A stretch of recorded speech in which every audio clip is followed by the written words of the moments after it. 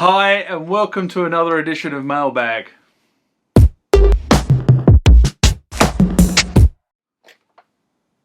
Okay, this is Mailbag, common feature of the channel. It's where I attempt to answer questions that you guys have left on the channel, or if I can't answer them, I have a good go at answering them, or I throw them out to the wider Tubi community to try and answer on behalf of somebody who's raised the question. Now, we'll get into this mailbag. Remember, like, comment, subscribe to the channel.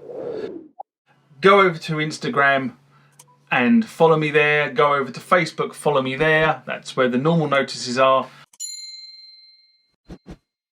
And consider becoming a Patreon.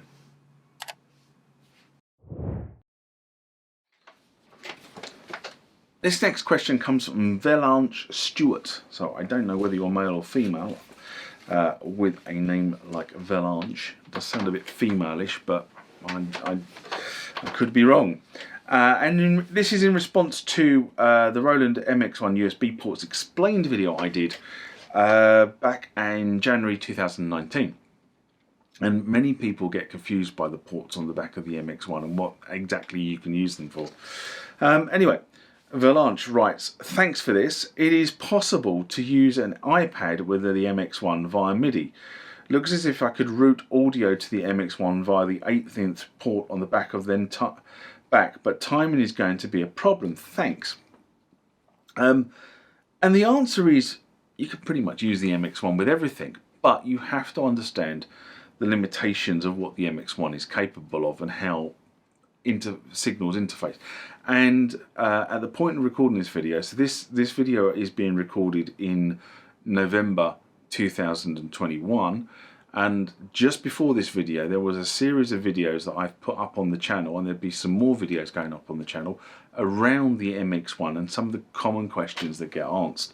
And USB is one of the common questions that gets asked, and it has been answered in a recent video. So please go over, find the playlist and watch the video there, because it might give you an insight.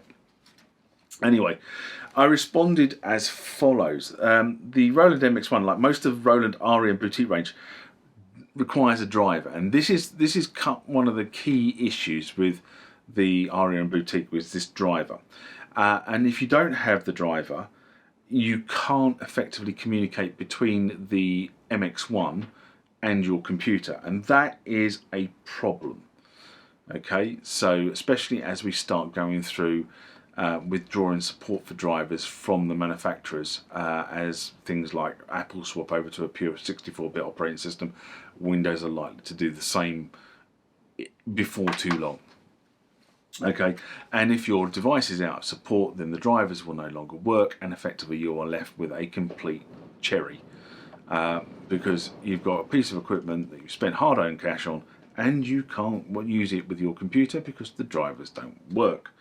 Anyway, I've got to be honest and say I haven't really used an iPad with the MX-1 in this way, purely because there are no drivers published by Roland to allow it to happen. So it might work and it might not work, is the bottom line. However, MIDI is MIDI. Okay, this is a core thing. MIDI is MIDI.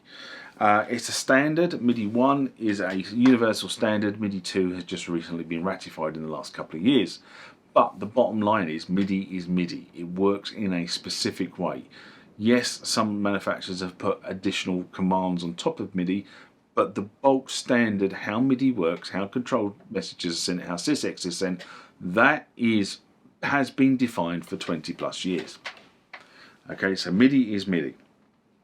If you have an app on the iPad and via the Apple camera adapter, which gives you the USB port, you can send basic MIDI and connect using a USB to 5-pin MIDI cable adapters, or whatever it happens to be, or interface. You'll be able to transmit and receive MIDI from the MX-1 to the iPad, or from the iPad to the MX-1, depending on which way around you're running it.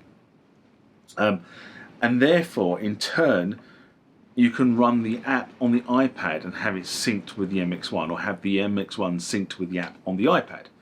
Now, hoping that makes a lot of sense. As I say, MIDI is MIDI. Don't get confused with USB, MIDI over USB. That's just a different transport mechanism. But MIDI, in its raw format, if you're using a 5-pin DIN cable, is MIDI. Now I know that my basic MIDI man interface does work with the iPad in the way described. So if I plug my MIDI man interface into my iPad, and this is my simple interface. This is a simple 2-in, 2-out interface, right? That comes allows you to effectively send 32 channels of MIDI, 16 on one output, 16 on the other output, and receive 32 channels of MIDI in the same one. Output 1 16, output 2 16.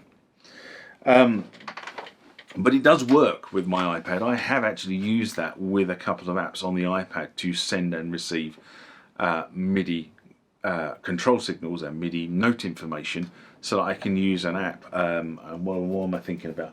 The M1 app. I used it for something, and I can't remember what I used it for, but I actually generated the tones for the M1 from the iPad, and then had the iPad send them out of its adapter to an audio source. Okay, so that did work. So I can attest that does work. So if you're thinking of doing that sort of thing with a MIDI interface on your iPad, and then hooking the audio up to come into the audio on port number 5, and is it 5? 1, 2, 3, 4, 5. Is it 5? I think it comes into fader number 5, doesn't it? Which is a small one of the small jacks on the back, which is actually a stereo jack. So it will bring the stereo information out of the iPad and pump it into the mixer, and then you can take it from the mixer either using USB to your PC, if you're using that as your A to D converter, or you can take it out the main outs on the MX-1 off to a PA or something else, depending on how you're trying to set that up. So I can attest that does work because I've done it. The other thing is, if you connect two devices, you need to make sure you understand which one is slave and which one's not. Now this gets a bit mucky, and I use the word mucky, or murky I suppose is probably the better word, when you use USB, because USB is a bidirectional interface. So in that instance, you use one USB cable, but it can send MIDI out and it can also receive MIDI in. Whereas the traditional 5-pin DIN, you had to have one 5-pin DIN cable to take the MIDI in one direction, and one 5-pin DIN cable to take the MIDI in another direction. Okay, so that is can get a bit muddy. So you do really need to understand, sit down and think about how you're setting your rig up to work out where is your de facto time source, because that's quite important, and also which direction you're flowing MIDI down whatever connections you're using. That was a bit of a ramble, but hopefully that's given you some insight on connecting iPads and through MX-1s. You know, nothing is impossible. You just have to think your way through it.